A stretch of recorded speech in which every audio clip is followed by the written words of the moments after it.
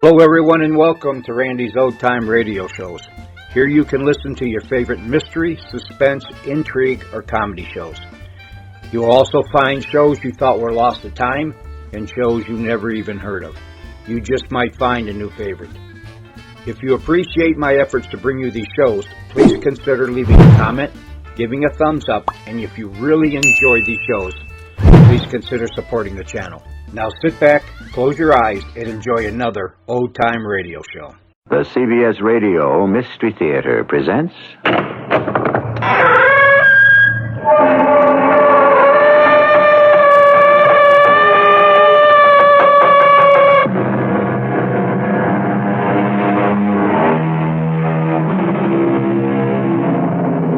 Come in. Welcome. I'm E.G. Marshall. A savage place, as holy and enchanted as air beneath a waning moon, was haunted by a woman wailing for her demon lover. A woman wailing for her demon lover. How poignantly the poet puts it. But are there demon lovers? And are there women who fall in love with them? Surely this is the stuff of legend and myth. And yet, there are things that simply cannot be explained. For all of our test tubes and computers, we still don't have every answer, do we? You mean we shall actually see the tiger from up here in the tree? Yes, and I shall shoot him as he passes below. But why should he pass by here? Well, he's after the goat. The one down there.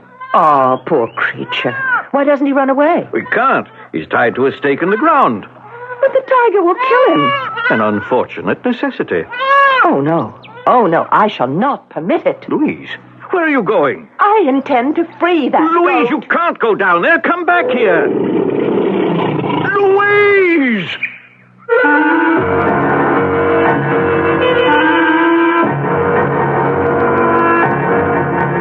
Our mystery drama, The Love God, was written especially for the Mystery Theater by Sam Dan and stars Marian Seldes and Court Benson. I'll be back shortly with Act One.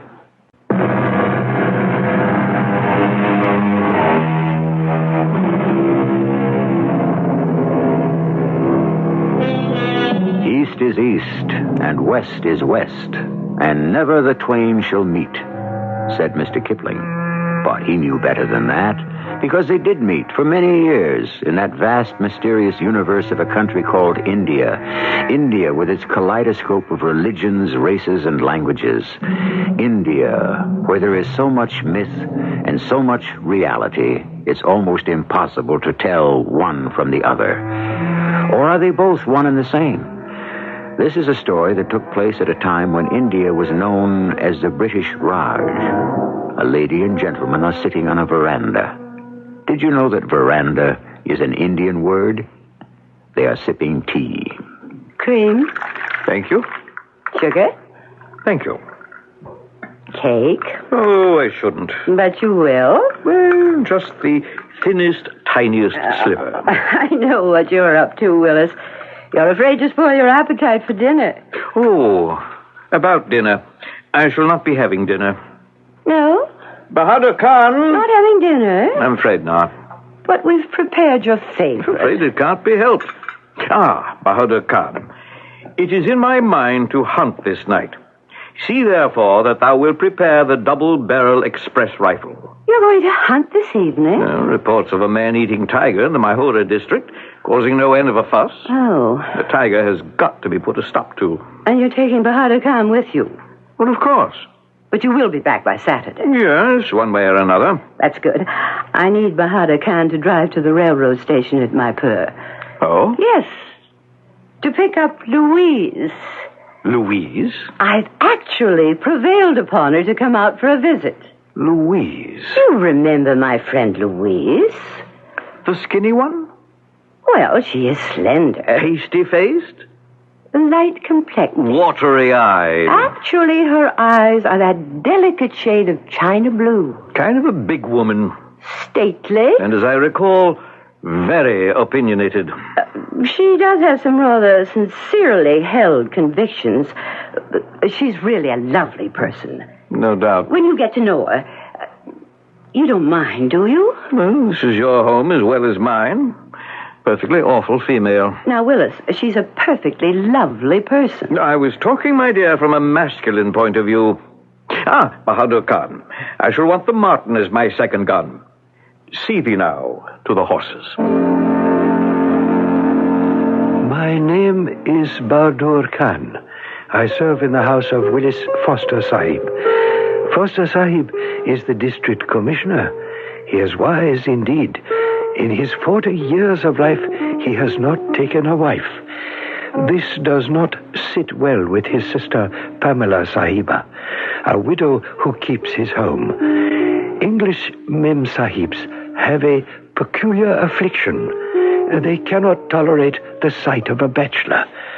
I could tell by the sweet notes in Pamela Sahiba's voice and the shining look in her eyes that this Louise Sahiba was her latest candidate to storm the citadel of the fortress that was Foster Sahib's heart. Boy! Does the Mem Sahib deign to speak to one so lowly? Are you... what's your name supposed to be? I've got it written down here. Are you Bahadur Khan? Bahadur Khan, it is, with the permission of the presence. You were supposed to meet me inside the terminal. If the presence will forgive, I was afraid to venture inside the house of the fire carriages. Afraid? What on earth is there to be afraid of? The fire wagon that pulls the Tirane. The engine? Inside, it is filled with devils. Devils? Oh, yes. Devils that have been captured by the government and sentenced to boil the water to make steam for the train. I've never heard such nonsense. Angry devils. And sometimes they escape. In their great fury, they will melt the iron of the fire wagon, and there is a terrible explosion, and many die. How can you believe such superstitious nonsense? If it offends the presence, I shall not believe it. She was rather large, as Mem Sahibas go, and not at all unshapely. However, her tongue was never silent. A talking woman for Foster Sahib? Never. And so, without a moment of silence, we drove to the house. As we entered the gate, there was something that finally stilled her voice for a moment. What's that? What's that noise? Noise? Can't you hear over there? That man is hitting that woman. That is so. He's beating her. Put a stop to it. Sahiba, that man is Foster Sahib's gardener, Pir Khan. Make him stop. He has no right to beat that woman. He has every right. She is his wife. I'll stop him myself. But Sahiba... Stop that! I said stop that, you scoundrel! Stop that at once! Poor Pir Khan. What was he doing but beating his wife? Suddenly he was beset unmercifully with an umbrella. And thus did the Mem Sahib Louise enter the household. I must say she made her presence felt. She was constantly correcting, admonishing, advising. She was having an effect on everyone, except, of course, Foster Sahib. He found reasons to work quite late at the office. One day, the two Mem Sahibs were having tea on the veranda. Cream? Thank you. Sugar? No, thank you. Cake. Oh, just the most petite slice. Louise, dear, I'm not sure I know exactly how to begin this. Begin what? I must ask you not to interfere. Interfere? In what way? Well, the truth is, in every way. I'm sure I don't understand. Since you've come to the station, Louise, you've managed to turn things topsy-turvy, inside out, upside down, and every which way. Have I indeed? For example, you know, Pir Khan's beating his wife. Oh, I put a stop to that quickly enough. The point is, you had no right to stop him. And you had no right to belabor him with your umbrella, either. Do you object to my actions, Pamela? I'm afraid, Louise, I must say yes. But the scoundrel was beating her without mercy. You didn't see him abuse that poor girl. Oh, I've seen him. You have? Yes, many times. And you've done nothing to prevent it?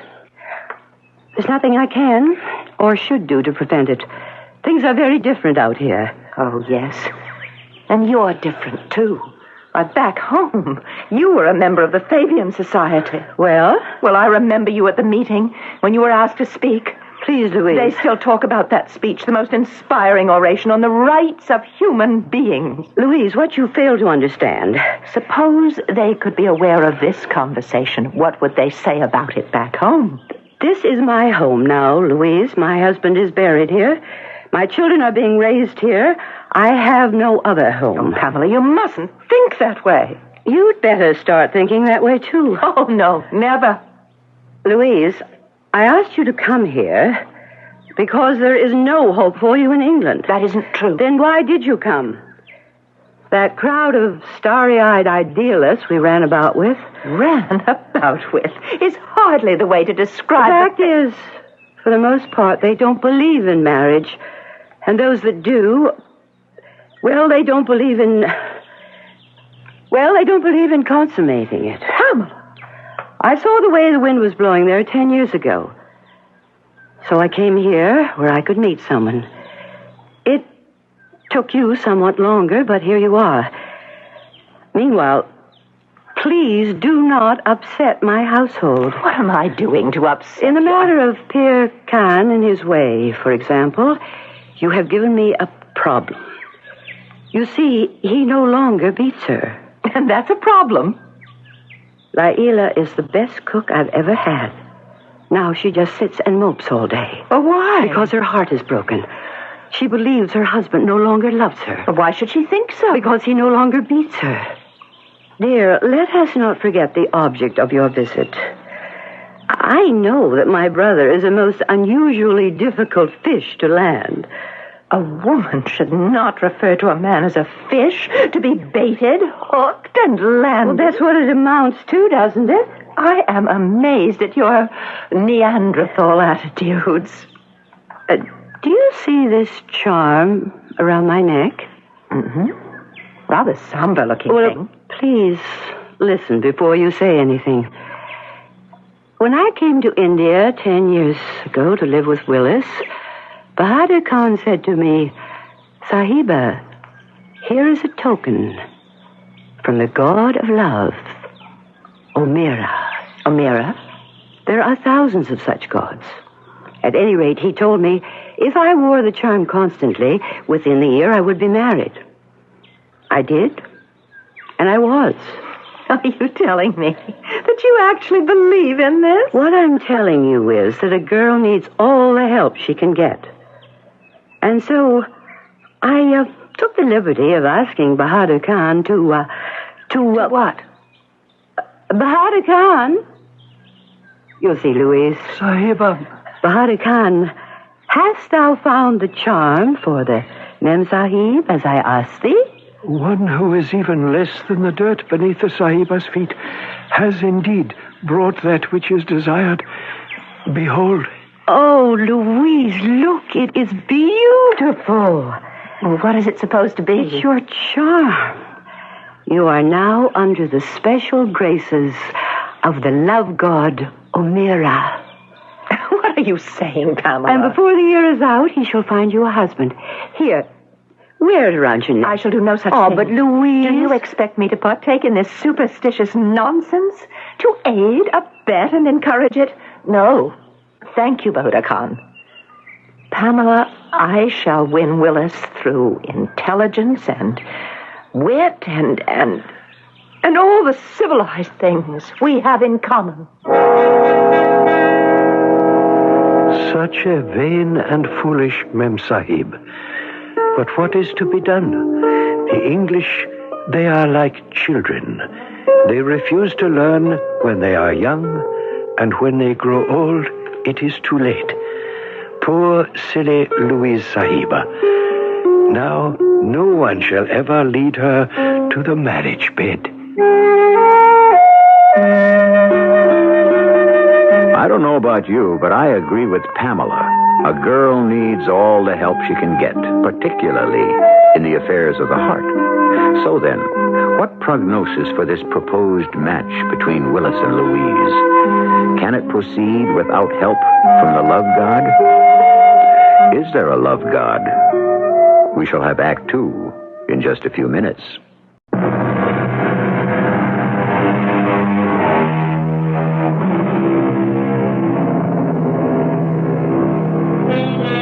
It is said that marriages and hangings go by destiny, which means that each is foreordained. However, destiny, like everything else, can always use a little push here and there along the line. Well, here we are in the India of almost 100 years ago. A determined spinster named Louise has just turned down an offer of help from one of the local love gods. My goodness, you would think it was an offer she couldn't afford to refuse. That will be all, Bahadur Khan. Sahiba. You didn't have to hurt his feelings. You could have accepted the charm. And connived at this dark superstition. Oh, Louise, everything doesn't have to be so serious. Well, I think it's high time we adopted a serious attitude towards that heathen mythology. Bahadur Khan is quite tolerant about our religion. Can't we extend the same indulgence to his? Really, dear, you shouldn't be so earnest all the time. But life is earnest. Life is real. Yes, I suppose so. Now, shall we apply ourselves to the problem at hand? The conquest of Willis? Oh, I wish you wouldn't refer to planning for marriage as a conquest. Conquest? Seduction?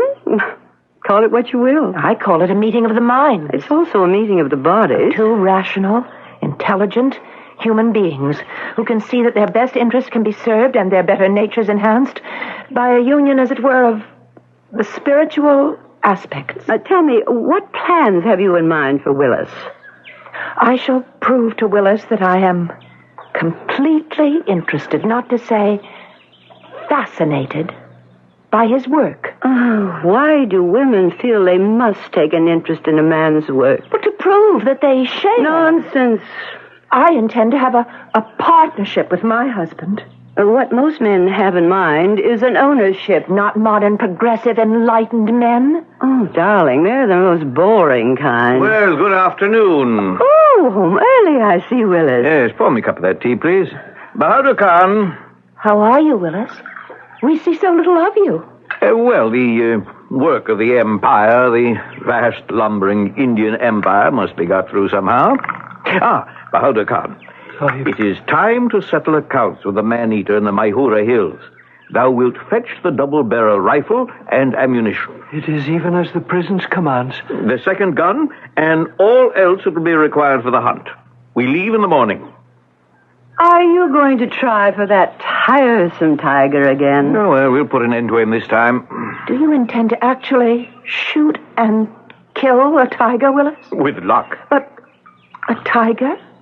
Such a noble, magnificent beast? He's a cattle killer and a man-eater. But aren't you moved by Mr. Blake's poem? Tiger, tiger, burning bright in the forests of the night, what immortal hand or eye could frame thy fearful cemetery? Oh, not this one. He's old and sick and mangy, half blind and lame. That's why he's become a man-eater, because he's unable to hunt down game. Oh, well, then it's a mission of mercy? Well, I suppose you could call it that. Well, then I approve. Completely. Oh, thank you. And also, I believe I should like to come along. Come along? Well, of course. This is India. The India of the jungle. The true India. But it might be dangerous. Dangerous? You said the tiger was half blind and lame. Yes, of course. That's what makes him even more dangerous. A half-blind, lame tiger? Yes, but he's still formidable. Not to be trifled with. Oh, but I should so like to see it. Do let me come. Is there any reason, Willis, why Louise shouldn't go? Well... Then it's settled. Come to my room, Louise, and I shall lend you an outfit suitable for tiger hunting. Aren't you the sly one? What do you mean? I'm sure you must know how tigers are hunted. No, really, I haven't the foggiest notion. One sits up all night in a blind and waits. Is that a fact? As if you didn't know. So there you are, the two of you, alone in the moonlight, with the perfume of the exotic jungle flowers, creating a most seductive... Oh, nonsense. We shall have a most rational discussion to ascertain our common interests. Oh, yes, I was afraid of that. And so the three of us rode to the Mayhura Hills, which had sent messages to the district commissioner to rid them of the man-eater who filled entire villages with dread. When we arrived in the foothills, we proceeded on foot, and since these were not our hills, I stopped for a moment and knelt. What's he doing? Shh. We may proceed, if the presence so desires. Lead us, Bahadur Khan. What was he doing? He was asking permission to hunt. Asking permission? From whom? From the god of this particular jungle. Oh, you see, we're strangers here. You speak as if you actually believe in it yourself. Does it hurt? I would suppose one is always well advised to have as many things going for one as possible. But to answer your question, yes, it hurts. It hurts the cause of progress and enlightenment to support base superstition. Ah, right then, I knew her hopes were doomed. He would never lead her to his marriage bed. For a brief moment, he had been attracted to her.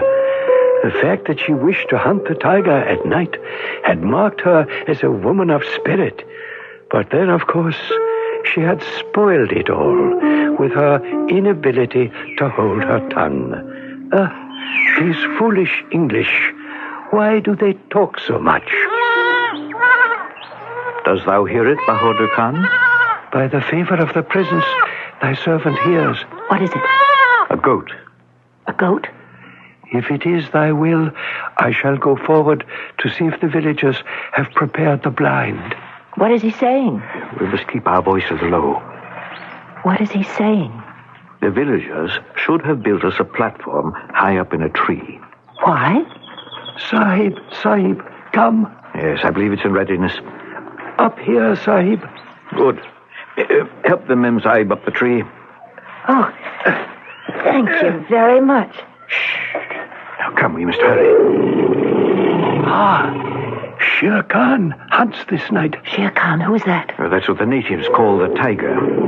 You know, this is really quite roomy and comfortable. Yes. Now, I have a question.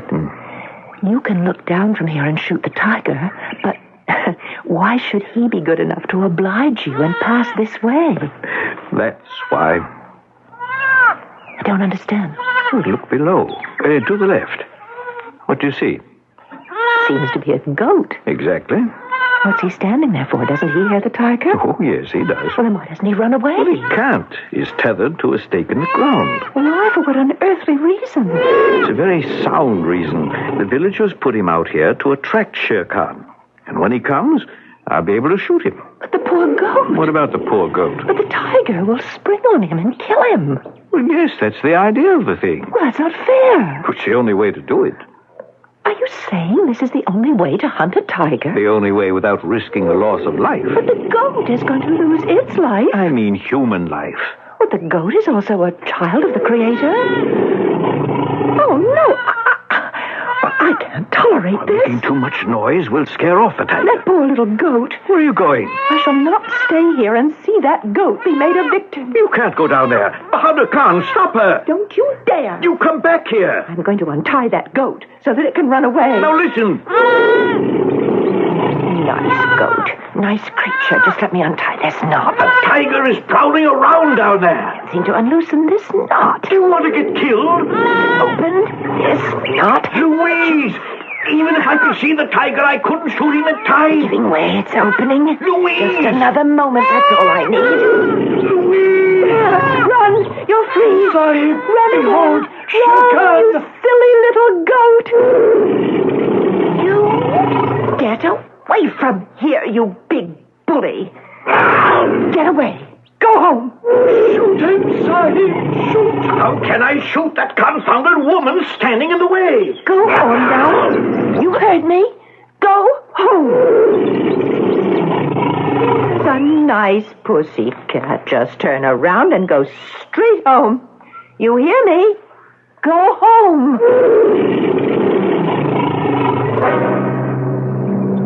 Are they not crazy, all these English? On the ground is the mad Mem Sahib, and she is almost twisting the whiskers of the terrible tiger.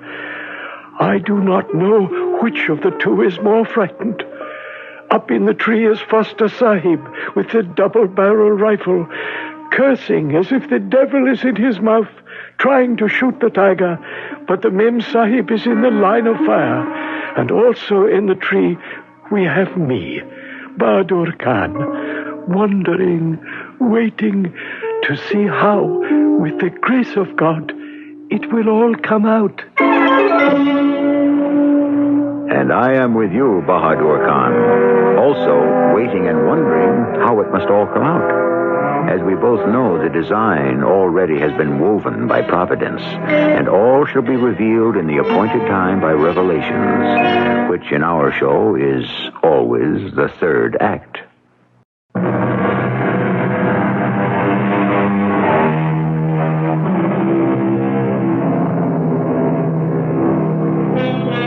He who rides a tiger, the proverb tells us, dares not dismount. That's a very good analysis of those who are actually riding the tiger.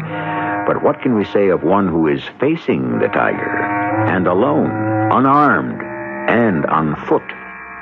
I would suppose we could only remark that such a person is hardly a good insurance risk.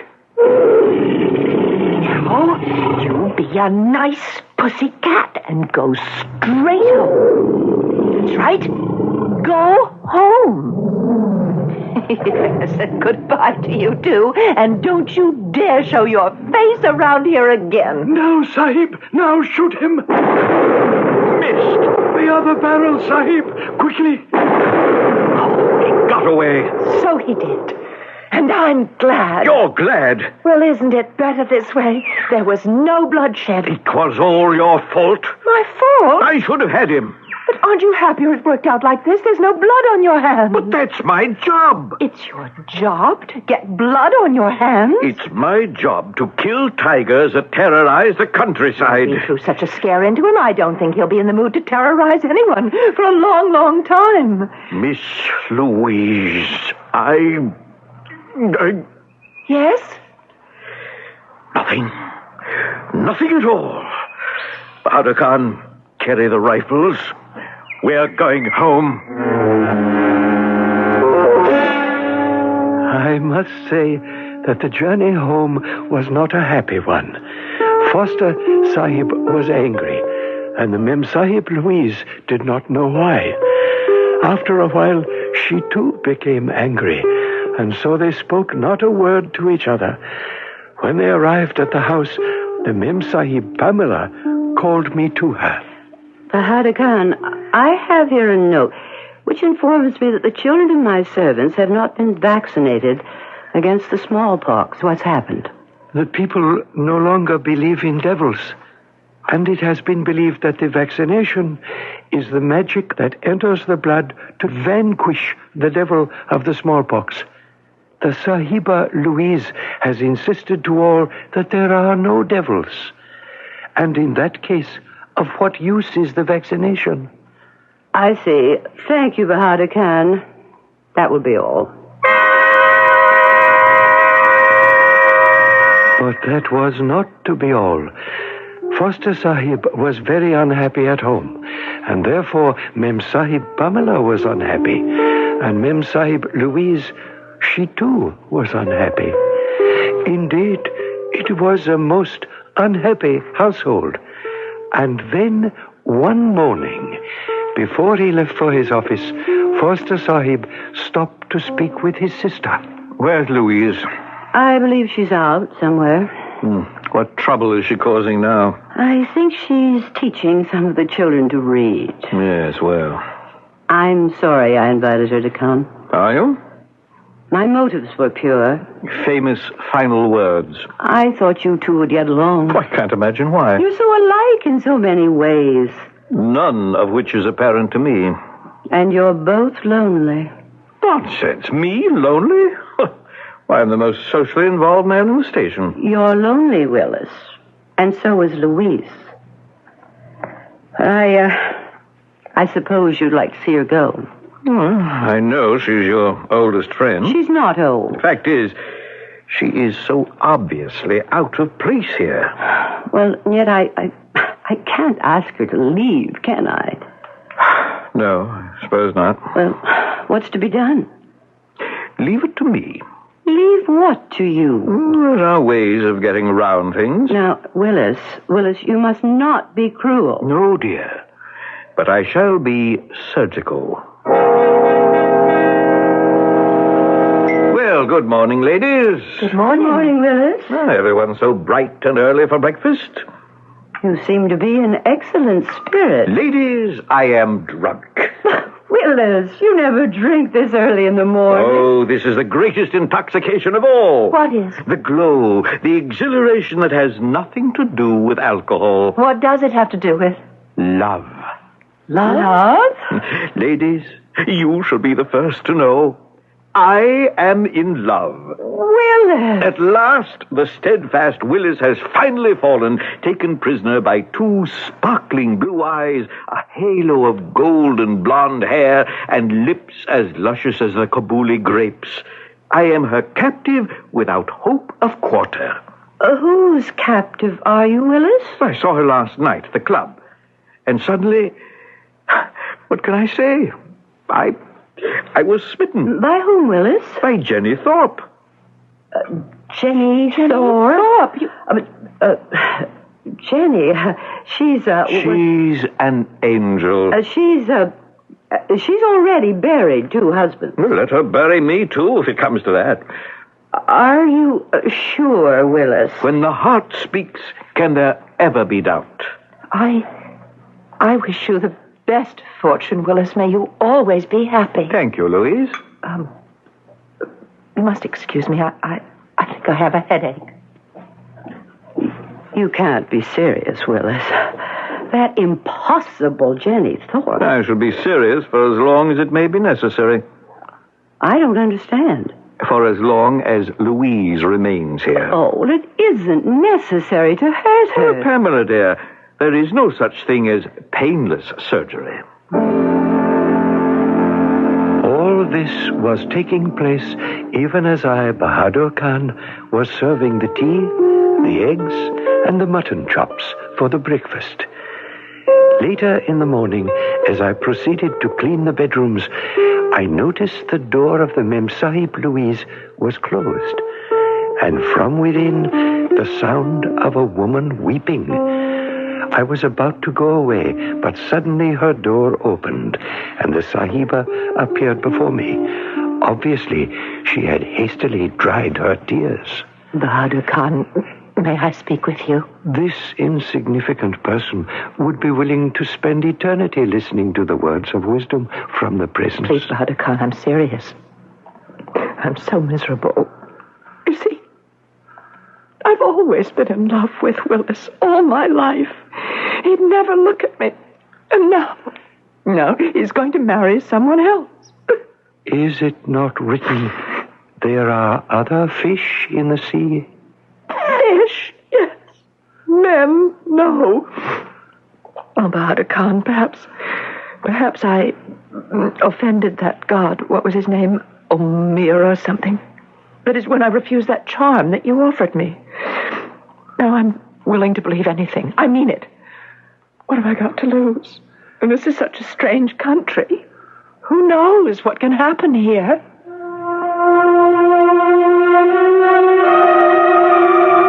I looked at this Mem Sahib who was fighting her tears. A strange country? No, this is not a strange country. It is really quite simple. It is the English who are strange. And this one, not only strange, but also ill. And why was she ill? only because no one had ever led her to the nuptial couch, which is why she was always getting herself into so much mischief. And yet, she would make an excellent wife for Foster Sahib. Ah, these English. Why are we always compelled to arrange matters for them? If the Sahib will deign to listen. Oh, yes. You have grievously offended the great love god Omira when you insulted his charm. But I'm sorry.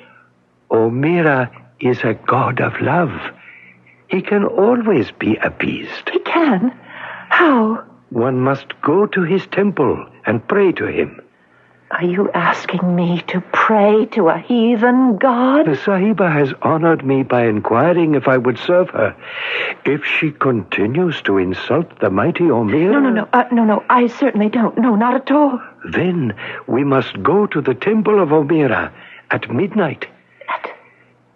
At midnight? Yes, at midnight. At which time we shall pray to the love god for a miracle. Yes, one must always pray for a miracle.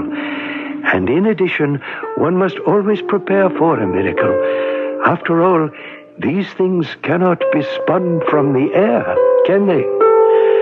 And so, to begin, I went to the kitchen and spoke to Laila, the cook. And why should I have the Sahiba, Louise? Because I ask it of thee. I do not like the Sahiba. If thou refuse me, I shall tell thy husband about that British soldier in the bazaar. He has already beaten me for the soldier. And the Bengali merchant. Also for the merchant. And for the Afghan horse trader.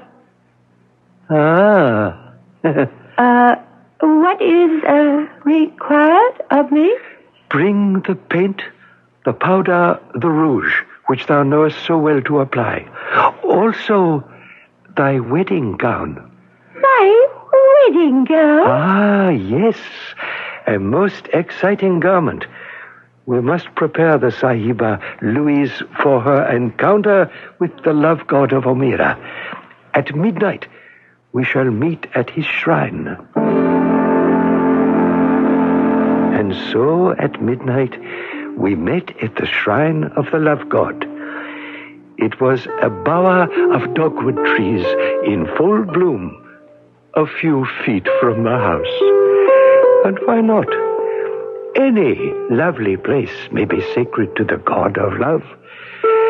At first, I did not recognize the Sahiba Louise. Laila had performed magic with her paint and her gown. Standing in front of me was a magnificent, stately goddess with skin like alabaster, flaming red hair, flashing eyes. I tell you, she was one to inflame the senses of any man. And so I approached. Sahiba Louise, are you now ready to pray to the love god Omira? I'm ready. Then speak.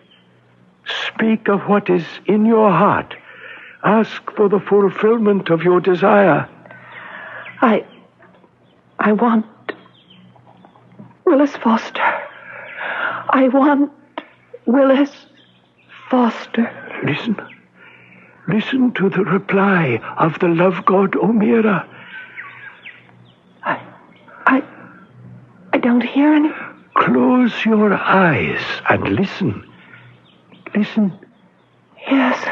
My child, I have heard your prayer. I grant your wish. I fulfill your desire. You shall have Willis Foster. Go to him. Go to him now. Tell him it is my will. Oh, but Do you believe in me, my daughter? yes, but Then go to him now. yes. Yes. Like one in a dream, she turned, She walked into the house. She went to the room of Foster Sahib, and I heard... Oh, well, what time is it?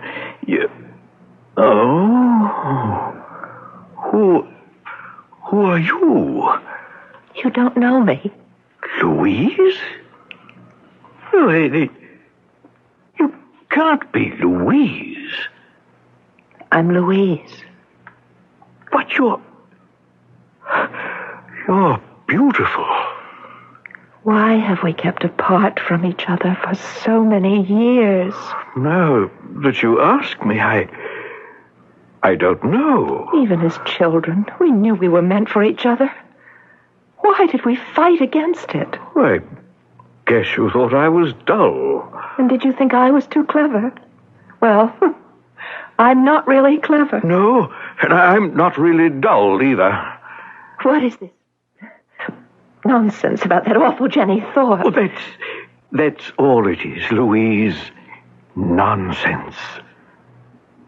You were always too shy to say it, and I was too proud, but someone has to say it first.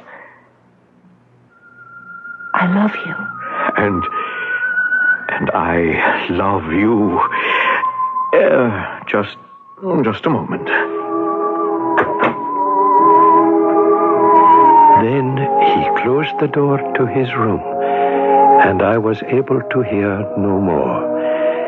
Like a good servant, I retired for the night, seeing that my master had need of me no longer. And you, to whom I tell this tale, have need of me no longer as well. For the rest of the story, you may supply yourselves.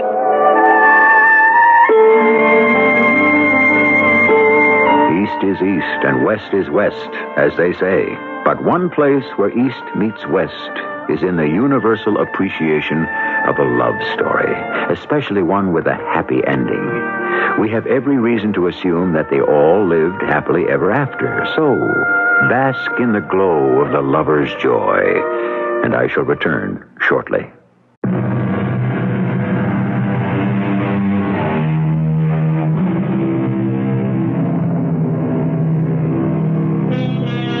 Our story may perhaps raise a question. Is there a God of love? Are meetings, matings, and matches all arranged in advance? I would answer, most likely, because some of the pairings and partnerships we see around us simply could not come about by themselves.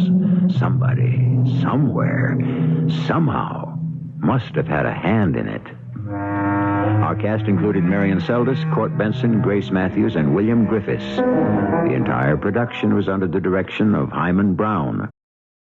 Hello, everyone. Randy here. I hope you enjoyed that episode. These old-time radio shows take a lot of time and effort to clean up and convert, so you can enjoy them again. If you appreciate the work I do and want to help keep these classics alive, please consider donating to support this channel. You can find the links in the description below, and for those of you who have already donated, I really do appreciate your kindness. Thanks so much for listening, and I'll see you on the next episode here on Randy's Old Time Radio Shows.